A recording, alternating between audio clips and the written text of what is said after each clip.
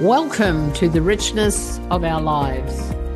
I'm Mary Scott, and this is where we celebrate the wisdom, courage, and stories that shape us. Every 2 weeks, I sit down with entrepreneurs, coaches, and remarkable people who've walked through fire and come out transformed. This isn't just about success. It's about the richness of the human experience. So grab a cup of tea, settle in, and let's dive deep. Hello and welcome to the Richness of Our Lives podcast. Today, our guest resides in San Diego, and I am thrilled because this woman is very talented, has a great story. She is an international best-selling author, speaker, podcaster, and a design researcher.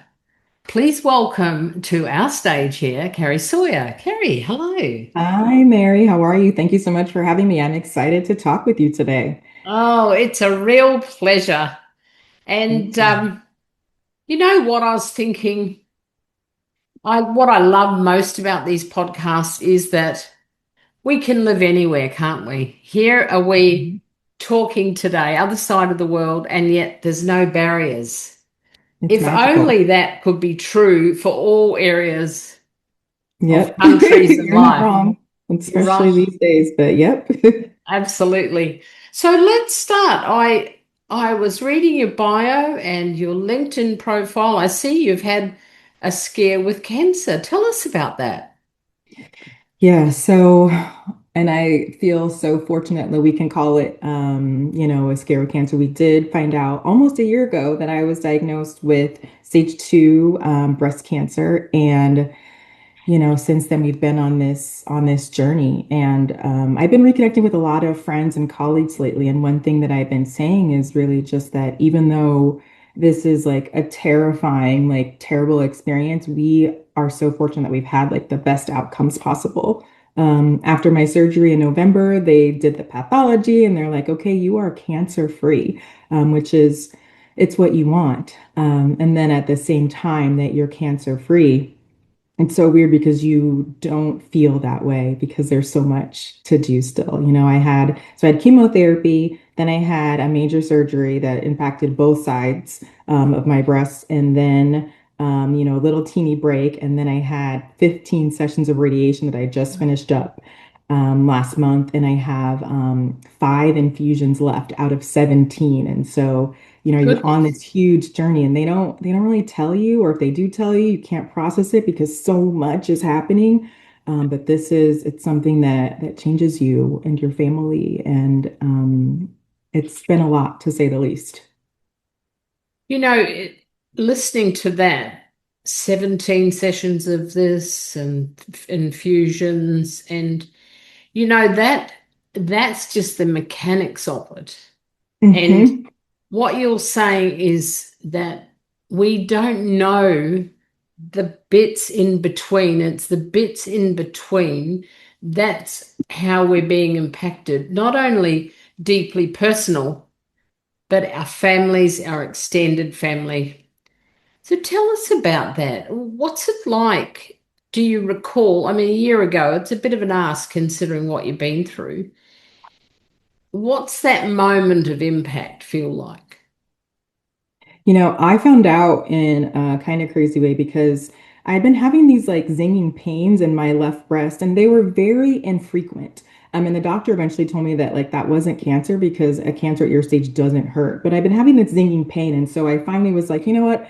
Let me get my mammogram, let me get my checkup, let me go to the dentist, and I did all of these things at the same time. And so I just wasn't expecting them to come back and say this. And the nurse that was supposed to tell me that my biopsy had come back like that there was cancer was off. And the day that they put it into my chart in the online app, and I went into the app and I like read the lab report and I saw carcinoma in there, and I was like, what Wow. does this mean? And I dumped it in Chat GPT, and of course it's like, this is cancer, blah blah blah blah blah. And I remember telling my partner, like, I couldn't even like it's like one of the most scary things that can happen to you. And then it's one of the worst things that can happen to your partner as well, right? Like your partner, the person you love most in the world, being impacted by something like this when there's so much uncertainty, especially at the beginning.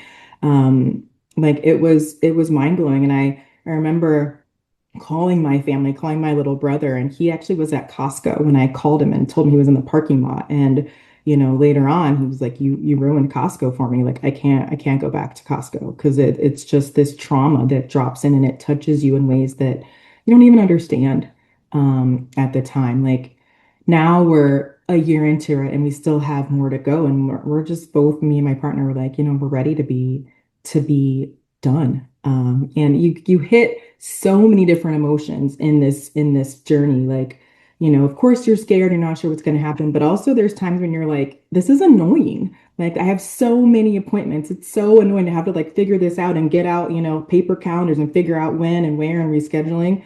There's times where it's boring because you're sick and you can't go anywhere. And I'm tired of being here in bed. I want to get up and do something. And I have a toddler, so that's actually, unless I'm really sick, that's not an option. Even with cancer, I'm a mom who had cancer. Now I'm in cancer recovery, and I have this 3.5-year-old who wants to run and jump and plays like, "Mommy, can we run?" And some days I'm like, "Yes, let's run." And other days I'm like, "I can't run today, baby. Like, let's just walk together." Or let's go get your dad because he can go run with you. And it touches, to your point, Mary, like every like macro and micro. And for me, they caught it early and it was stage 2, and I responded to the treatment. And, I talked to people who've had way more sessions of chemotherapy and way more sessions of radiation. Like we ended up in this pocket of just like, yeah, it's terrible, but like it could have been worse. And I think in any situation, it can always be worse. And so how do you take the wins where they are, stay hopeful? We're not perfect. There's been a lot of crying, a lot of tears, a lot of, days where I feel cranky or I snap at the wrong person. But also days of like, yeah, we're getting through it. We're almost done. We're getting close to the end. It's gonna be okay. And it's interesting that you say that close to the end, but Yeah. I imagine, like it stays with you. It's in you, it's with you, that whole experience. It's like anything in life, isn't it? It's made its mark. I mean, we talk about childhood things and then we grow up and there's all these incrementals. And here's another one. Do you think that it's something that everyone can manage on their own? Or do you think that it's really, because I think sometimes, and I mean, I've got a nursing background for goodness sake, so I've Mhm. seen this from the other side and personally, and sometimes I get the feeling that the doctors are merely the conductors, Mhm. and sometimes the players don't know how to play. Is that a fair comment? Absolutely. I would say absolutely. And I don't even know how you could do this on your own, because you're required to like wear all these different hats. Like, so I'm someone who was like recent, like fast, flashing back to when this happened, like recently diagnosed. I have to be, I still have to be a mom. I'm a small business owner. I'm a partner. I also have to be a patient. I need to be a health advocate for myself. Like, there's all these things, and it's impossible to show up at the 100% that you need to for each of these things, let alone when you're in this like depleted, like traumatized, scared state and physically and mentally unwell. Like I ended up changing hospital systems like part of the way through my chemotherapy because it just wasn't going good with the first hospital system. It was like okay, but they kept making mistakes. And then I found out this other one was way better through a friend of the family that spent time talking with me about this other system and her experience and like how I should navigate my insurance. And I couldn't have, like, I wouldn't have even known to have done that, right? Because we were just so deep in it in like this panic responsive mode. But we had these people who cared about us. It was like, hey, talk to this person. And luckily that day I was feeling okay and I could, but I could still be with that other system. And the systems are like honestly night and day. And it was such a no-brainer looking back because we moved into the system that's like known for in the country for it's one of the best cancer treatments centers and systems. But we didn't even think at the time to like research to see because you end up getting put on this like cancer conveyor belt and the appointments start like right away and you're just going, going, going. Looking back, we're like, yeah, we should have like where should we be for this? Where's the best place to get care? And then, our healthcare system in the US is known notoriously for being really difficult to navigate. And so I had to call them and switch it. And sometimes they're like, no. But for me, actually, it was super easy. But the perception of being able to do that is actually the opposite. Like it's going to be a nightmare to try to change systems with your insurance. And so we have these different systems that are fighting against each other, in addition to you being in this, your own like microcosm of what's going on in your world and the support you have. Thank God for my partner and my relatives. I don't know how you can do this alone because you can't like you're not physically able and the drugs affect your mind and how you like navigate and your memory and all of these things and people do it by themselves absolutely but then you're kind of at the mercy of whatever system whatever doctors you end up in and there's going to be a point where you might need something different or want more information or have questions and how can people do that how do they do that when they don't have support Yes, exactly. I loved your metaphor about the conveyor belt. I had this very, very vivid image, swoom. mhm. That might stick with me for a little bit. So, what have you learned about yourself, about life? There's so many things that we take for granted. And it's okay because when you don't know, you just don't know. I think my empathy and compassion for people who are suffering from any kind of illness, especially chronic stuff, especially scary stuff, has expanded exponentially. And I'm a pretty caring and empathetic person, but I just didn't realize like how illness can and how much it impacts your life. Because I was someone who didn't take any drugs, like even Tylenol, like I just wasn't, I don't have knee pain or back pain, or I didn't have anything. I was very healthy. And so now I know what it's like to not be healthy, to have something hanging on you and heavy on you every day. Towards the end of my chemotherapy, we went on a trip. We're working with an herbalist in Mexico to kind of help with this process. We were going there to see her. And I remember we're in the airport and I'm looking to like the food court. It's maybe 200 yards away. And I wasn't sure if I could make it. Like, I wasn't sure if I could walk all the way there and all the way back to our gate. Like that's something so simple we take for granted. If you have two legs, you take for granted walking and being having the strength to do that. And I'll never forget that moment because it was such like mind blowing. Like I can't believe that this is happening. And for me, I know I'm going to get better eventually. Like I'm at the end of this chemotherapy thing. Like I'm eventually going to heal. This is a temporary thing, but still, I couldn't hardly carry my son. I then went from that moment. I had surgery a month later so for like 6 to 8 weeks, I couldn't pick up and carry my son places. That's another thing that I like took for granted. Now he's like, "Mommy, can you pick me up?"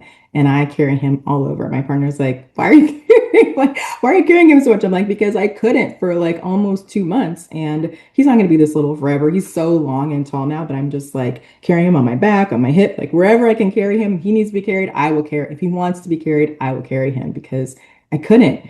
And you don't think that those things are going to go away. And like I said, we're so fortunate that they came back. Not everyone has that privilege. No, It came back for me. But I will never forget not being able to do like these basic things that we just like can always do until you can't. correct. And one of the things when you were saying that was you're in the moment all the time, aren't you?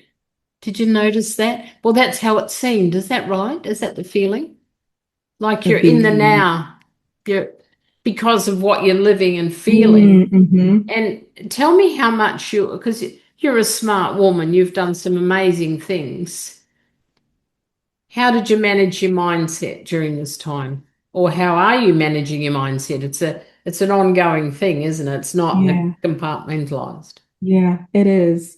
It luckily, and my partner reminded me of this. He reminds me of this a lot. Like you've done so much like self-work and taken classes and done all the techniques and modal like you can use all that now to help yourself get through. After I found out that I was cancer free, after they came back with that result, actually was my one of my lowest points, which is counterintuitive because, woo, you're cancer free. But then, like I said, you look forward. I still had like 10 infusions left, all the radiation, the surgery, all these things, like recovering from the major surgery. I didn't feel like it was anywhere close to over. And this is one of those processes where you just want to be done, but there's not a done. There's just phases that just keep going and going. After I get done with my infusions in July, then I'm going to be in an oral therapy for like, 1 to 5 years. And then after that, you have these scans. It doesn't like end. And so I like went into this like depression, honestly.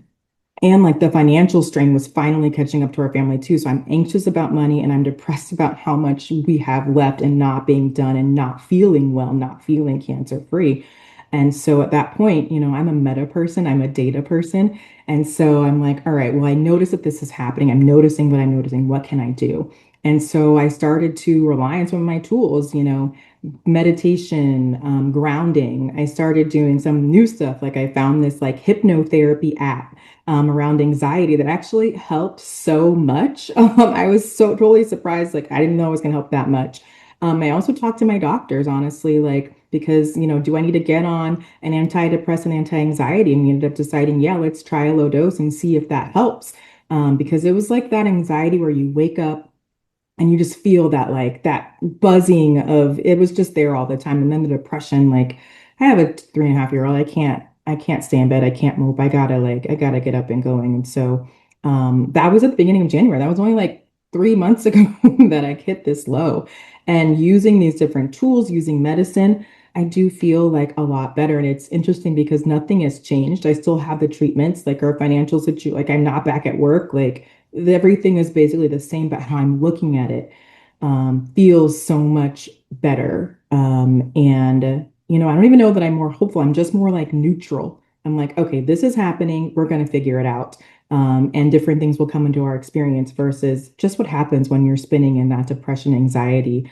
But because of these tools and this self-development that I've been doing for years and years and years, I was able to pull some of those in and um, really lean and rely on that during this time. And that's just one example. They've definitely popped in and out throughout this, but that was like kind of the biggest moment where I'm like, okay, I'm feeling terrible. What do I do? What can I lean on? What are the tools I have? That's quite remarkable in itself, isn't it? Because sometimes when you're in it, you're in it. And Mhm. there's no way of, I love what you're saying, it's spinning.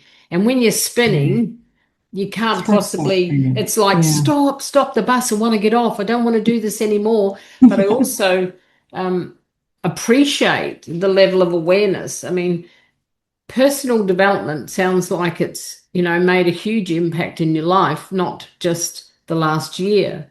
Is that something you've been working on for some time? When did when did you first notice that you're interested in yourself and there's something that we talked about and I saw in your bio about being intentional. Tell us more about that. So I call myself a nerd and I love learning. I've always loved learning and all kinds of different subjects, but a lot of them have to do with like me and being the best person that I can be. I'm one of those people who believes that we're all here with these unique gifts and talents and skills, and I want to make the world a better place. And I have for a really, really long time. And so how do I do that? By being the best version of myself. And I remember this was when I was in my early 30s. I'm 46 now, so this was at least like 15 years ago, maybe early 30s, late 20s. I had a friend from grad school who called me one winter, and at this time I lived in Chicago. And if you know Chicago winters, they're known for having some of the worst winters in the in the Yeah. U.S. because of the lake effect. And so I'm sitting there, it's like midwinter. I'm watching Harry Potter. I'm surrounded by like takeout because, I called the place down the street. I'm not going to the grocery store. Everything's coming to me. You hibernate. And she called me and she said, hey, Carrie, I want to do a wellness conference for women. Do you want to like be my co-chair? Do you want to help me? And I was like, I looked down and around. I'm like, yeah, I'm not doing anything important right now. Like, let's do this. And so we ended up founding this conference, and it took place in Atlanta, Georgia. at Spelman University, which is an all women's college, a Black women's college. And it was this conference. It was called Life Balance Conference, Life Balance and Wellness Conference for Black women. And we recruited and attracted speakers from like all over the US, lots of academics and people doing all these things. It was physical wellness, and mental, emotional, spiritual, like it was everything. And so these women come who are in this space of like giving their gifts, talents, and skills. And it was amazing. And I learned so much both from founding it and running it and also from the people who came. And I did this for 3 years with her. And every year I'd have this interesting reaction. I would be so happy and so proud. And then I would call my mom and cry because I saw these women living in their power, bringing their gifts forward. And that wasn't something at the time that I was doing. And I didn't know how to like bridge that. And I was so inspired and like disappointed. I self-criticism is something that I have been working on like my whole life, just based on how I grew up. And so I feel so self-critical. Like, why aren't you bringing in this new amazing gift and skill and offering it like these women were? Whatever your thing is, Carrie, you have to find that. You have to figure it out. And so I eventually ended up connecting with one of the women that I met through this conference, and she was really big on health and spirituality because I'm like, well, I feel like pretty good in my body, like I'm young, but I could feel better. I could feel more energetic. So let me start with health. And I started just, figuring out health and like mindset together. And that really was like opened the door. And I did all kinds of detoxes and cleanses and spiritual classes and, mindset. And it's never stopped. I love learning about myself. I love learning about all kinds of things, but I love learning about ways to be better and do better and learn more and find your blind spots. And like I said, I never stopped. I'm right now I'm really leaning into like my own spirituality and my own connection to the divine. I recently saw a class on like, being intuitive and like figuring out like what's your intuitive gift. I'm like, oh, that sounds so cool. So I'm like, I'm gonna go take a class on that. If it's breath work, it doesn't. I love taking. My partner's like, can you please stop buying courses? I'm like, I will try. I will try. But it doesn't matter what it is. I've done AI. I've done all the things. And it gives me energy and fuel and life. And I think that like each of us, like we're never done. We're always expanding, we're always growing. And you can be intentional about that in many different ways. You don't have to take classes. That's just what I love. But as long as we're continuing to grow and expand, that is part of being our best self. Otherwise, we're just stagnant, right? And things are passing us by, and the world needs us, whether that is in a large or small way, whether that's your family, your partner, your sister, your best friend, or you have like, a national, international stage. Like the world needs you to be the best that you can be. And in that is this dynamic relationship to learning and growing as a person and learning in your whatever your field, your mastery. But we're all called to do that. That's what I believe. I think that's beautiful. The world needs you. Mhm. And it's that ripple effect that we Mhm. that quite often people don't seem to see or understand. And it is very difficult, especially when you're subjective. You're very close to it. And Mhm. you were talking about it being expanded. I mean, for me, the opposite is contraction, withdrawn, being very insular. And being expanded exposes us to so many more opportunities. And I happen to know that you are a creator and you put together a book. Tell us about that. I find that whole scenario, is that the correct word? I want to call it an adventure. You started something and it grew. Tell us about that. It is definitely an adventure. My book is called Ripples of Inclusion, turning your questions about anti-racism into action, allyship, and activism. And, this actually started after the murder of George Floyd in 2020. And I didn't set out intending to write a book, but what happened around that time, we call it like the Great Racial Awakening in the US. And so many people had questions. And personally, people were coming to me of all different races and backgrounds and just were like because the space that I've been working in for the last like I don't know 10 or 15 years is diversity and inclusion. So figuring out how do we create really harmony between our differences, whatever that looks like, whether that is gender, socioeconomic status, like education, race, etc.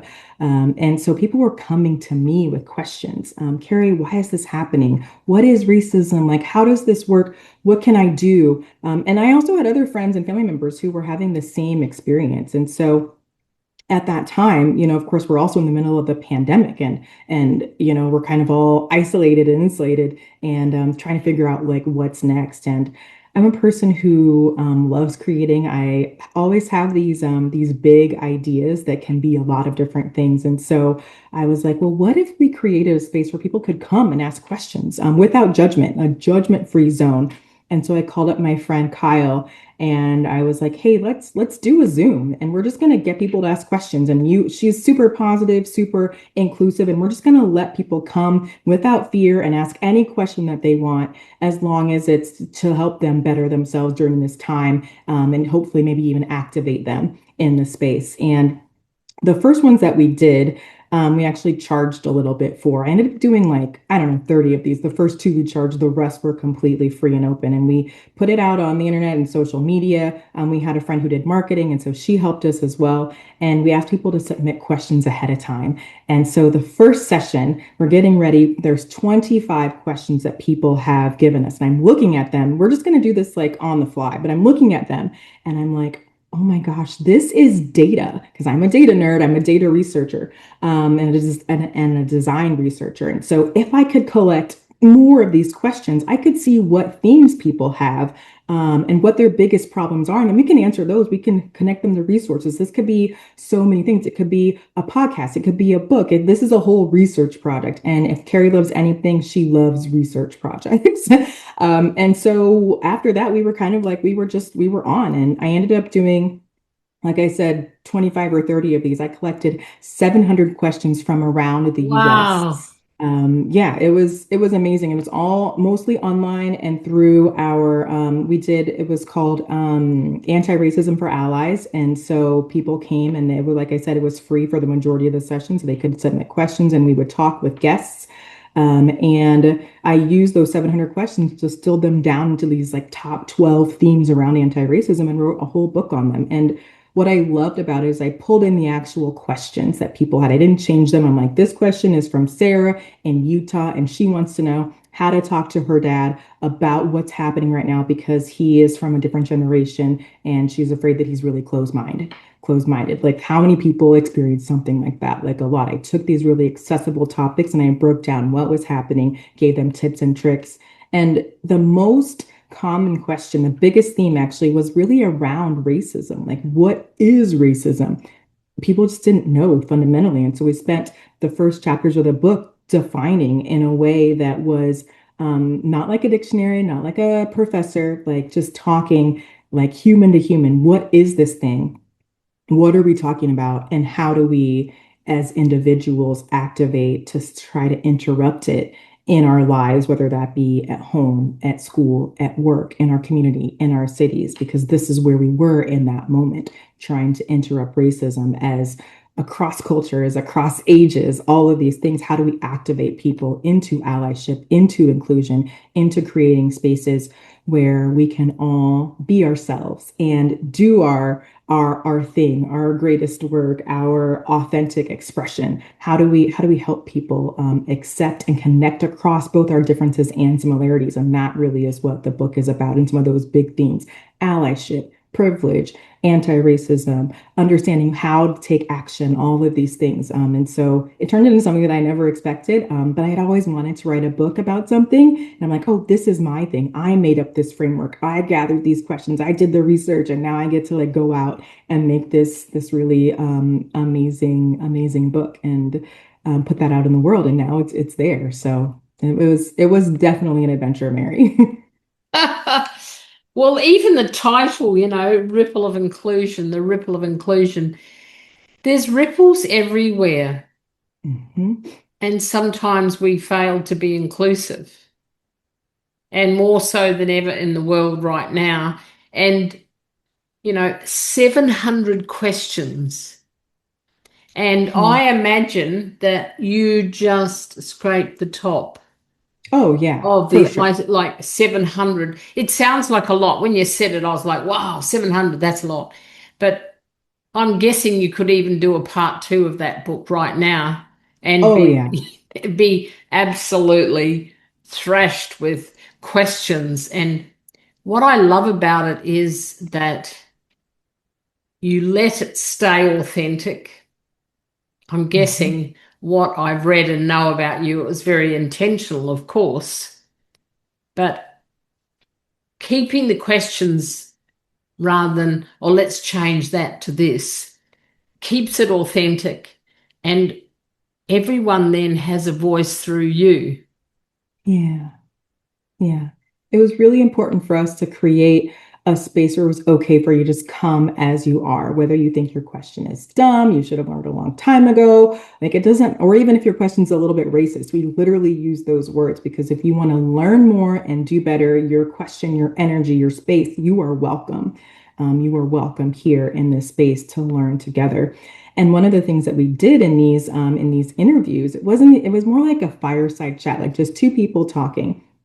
It started off with people that I knew because I'm like, hey, can you be on this thing with me? But then it grew to people that I didn't know. And what we were doing was modeling what does it look like to talk about race, to talk about anti-racist, to talk about what's going on in the world with people that you know and people that you don't know, because we don't all get to show up and like have our notes and our definitions.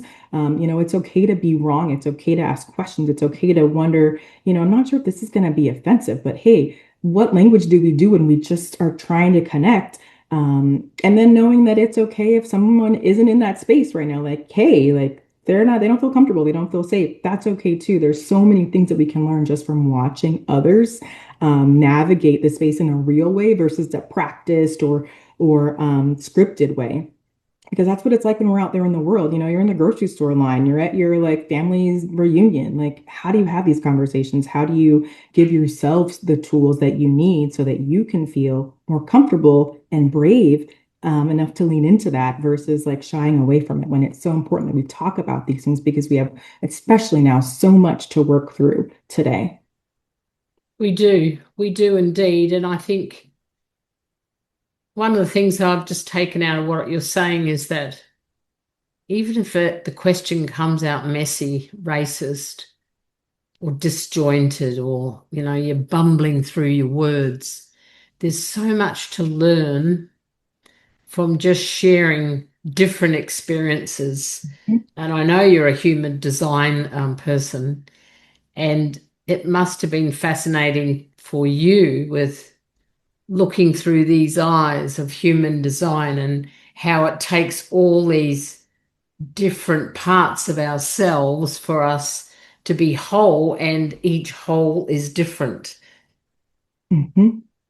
What would you say about that whole notion of all these different parts that make us whole?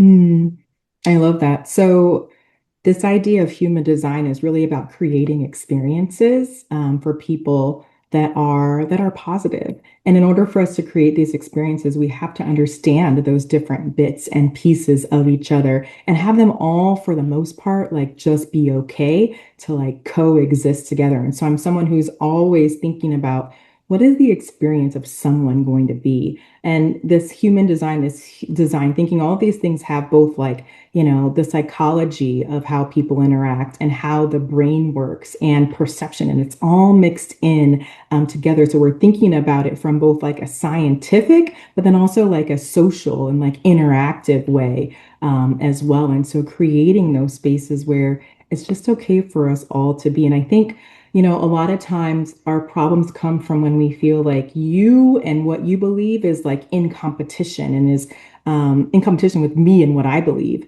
instead of just it being okay that these two things can like exist like side by side because my perception is my reality. Like, regardless of where that falls on the Correct. spectrum of right or wrong, like this is how I am, this is where I am. And when we don't allow people to be where they are, we're rejecting them and they're feeling rejected, which of course then puts them into this like defensive mechanism, this defensive posture, in which case we're shutting down, they're shutting down, and now we can't come together. Our brains are literally like, I'm in like fight or flight mode right now, versus like I'm in a higher executive state where we can like see similarities and synergies. We're doing the opposite of that. And so just knowing that when we even if we don't agree, and that's another kind of like fallacy that we have, like acceptance equals agreement. No, I can accept who you are as a person, Mary, that you have a different lived experience than me, but I don't have to agree with everything that you say, think, or No, believe. no. But we can still have a conversation. In fact, everyone that you know probably has fundamental things that you would be aghast if you knew that they thought that and you thought. Every single person, because we don't share every part of ourselves, right? You don't know everything about even your partner. There's a whole window of stuff that you have no idea about, right? I mean, that's okay because we're human. But knowing that, hey, I accept you, Mary, I can respect you, and I can respect that we might not agree on everything. And that's okay for those ideas to come together because even in our differences, there is beauty. Even in our differences, there are similarities and synergies that can come. But like I used that word brave earlier, how can we be brave enough, especially when people disagree with us, to still hold space for those disagreements, for those differences, to both live side by side, knowing that even if you disagree, I still can believe what I believe, and so can you. And it's so hard to even say this. And this is maybe quite provocative in this day and age when there are so many terrible things that people think and believe. And, it gets iffy even for me. Like, I don't know how to navigate those like extreme cases, but most of our cases are not extreme. We're like different by degrees. And at the end of the day, we all want very similar things, which is to be able to live a life that we choose, to keep our loved ones safe, and to be happy, right? We all want that fundamentally. Um, and so, how do we let our differences help us in that, in navigating that, in connecting to that, and be brave enough to lean into the differences and see where the synergies are, versus basically shutting down and not even let anything emerge or canceling out the possibility of that. I love that. I was just suddenly thinking about, our differences. And I know for myself, being a psychotherapist for so many years, that the differences are what matters. We get to be seen. Someone said something to me the other day. I used one of your quirky ideas and I was kind of giggling. I'd never thought about me having quirky ideas. And I just smiled and thought, yeah, difference is good because it shows so many other perspectives. I love to travel, and I think travel's Mhm. one of the best ways Yes. to explore our differences. And most people probably wouldn't say that. They'd say we're having an adventure or we're learning or whatever. But right there in our faces are differences everywhere. And I Expand you. love that because I want to go up and talk to people and say, what's it like living here? What do Mhm. you see that I don't? And try and, what's that thing?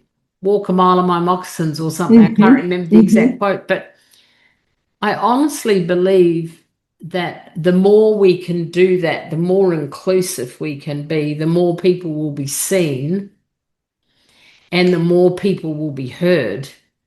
And I think it is challenging. I agree with your words, brave, to hear a different perspective. And I liked what you said. I don't have to agree with it, but you have to provide a space. I mean, I'm thinking about therapy again. Therapists, what we're doing is holding the space for Mhm. you to bring to the table what you need to. And I used to say, this is like a mixing bowl. You're there, I'm here. We've got a mixing bowl. We're going to put everything in. I love And, it. and like today, it's like our listeners, people will take from that what they want, what they need, what their heart Yes. desires. And I love that. And I wish if I had a wish in the world, that would be it, that we do more of that. What Mhm. would you say, because we're getting close to ending, what would you say really makes your heart sing right now? So I mentioned my son, and his name is Elias, and he is what makes my heart sing. My partner is Mexican American, and so it's very important to me that we have a name that you could say both in Spanish and in English. And so in English it's Elias, but in Spanish it's Elias. And I'm learning Spanish, but it's funny that I'm the one who's like, it's not Elias, it's Elias. He is 3.5, and he is just a bundle of energy and running and jumping and exploring and challenging. And, I told you that I'm 46. I had him when I was 42. And so having a child later in life, and I'm so grateful, not just for the miracle that he is, but also that I'm where I am in life because I appreciate, I think, so much more of the small moments, which every moment with the child is a small moment, but I'm just in awe of him and in awe of his learning and even who I get to be like as a parent and getting again to create that experience that is intentional and open and inclusive to just him. And, I grew up with a very strict family. And, things that I would never have been allowed to do, like jump on the couch. I'm like, well, let's think through this. Like, what bad thing happens if he jumps on the couch right now? Really nothing. That's So jump away. My grandma's like, well, I don't know about that, from wherever she is in heaven.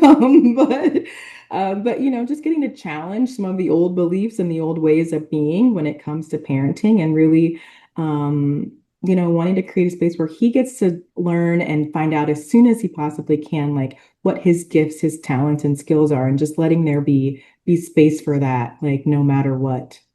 It's been fun. It's been the hardest thing. So first starting a business was the hardest thing, then having a child, hardest thing, and then cancer, of course, is also the hardest thing. But being a mom and being a mom to a son like Elias and at this age has been such a gift. And just seeing him and knowing that, he's my why to get through all of this, knowing that, getting better for him and just having him shine his little light on me every day it's just the best. I couldn't ask for more, honestly. He is my light.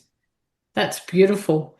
And if we look forward, just give us a little glimpse on what you envisage or what your mission is for the future moving from here.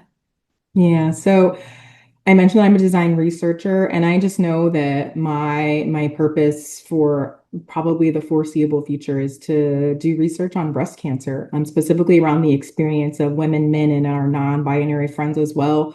What is the experience of going through this? There's some beautiful phases that I'm, seeing as I'm going through it, like emerging. So looking at the different phases, and there's a significant gap between like what you need and what you're able to access for a variety of reasons. And we started off talking about, can you do this alone? Right? There's so many support systems and structures, both formal and informal, that can help you through this process, but you just might not know about them, be able to get to them, be able to afford them. And so I'm really interested, once I'm starting to feel better, into diving into the experiences of people, of humans going through this, and how can we learn what those biggest pain points are, and start to connect. And then also just showing the beauty and the turmoil and the realness of this experience so that people who are also out there going through it don't feel so alone and so disconnected, and seeing their experience reflected. Because it's one of the most powerful moments that I've had in this journey are talking with people who know exactly what I'm going through. And so how can we get that to people who need that because they're feeling alone, they're feeling disconnected, they're feeling uninspired, depressed, anxious, whatever it is? Because you just need a little. Sometimes you just need someone to reach out to you, and to understand you and to see you, like you've said, Mary, to be seen, to be known. And so, how can I use my gift, talent, and skills in research to find those stories, to tell those stories, to connect those stories to people who can help, organizations who can help, processes that can help, and make the world better in this way, going forward. So, I know that that is what I'm going to be doing. Not sure exactly how, but it's going to be fun. And, if going through this means I can help people, then it'll be, not for nothing. It'll be a good reason. And of course, helping me too, because this has changed me, and not for the worse. I didn't choose this, wouldn't have chosen this, but I'm going to make the best of it, and make the best of it for other people as well, if I can, as much as I can.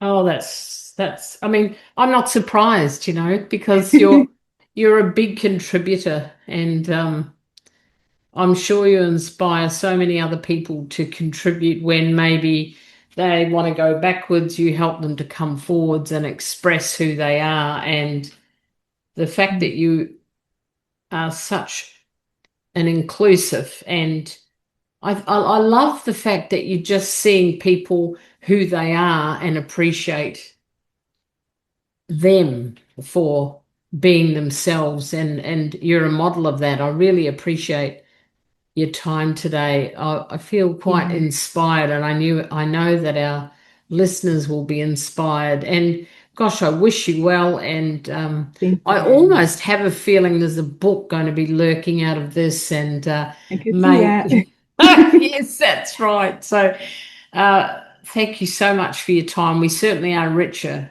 to have heard from you today. Thank you, Mary. It was a pleasure. Thank you for joining us on The Richness of Our Lives. If today's conversation stirred something in you, I'd love to hear about it. Connect with me on social media, leave a review, or share this episode with someone who needs to hear it. And if you are ready to step into your own bold journey, join our vibrant Cheer Squad. We meet weekly for coaching and connection. Until next time, continue to embrace the richness of your life.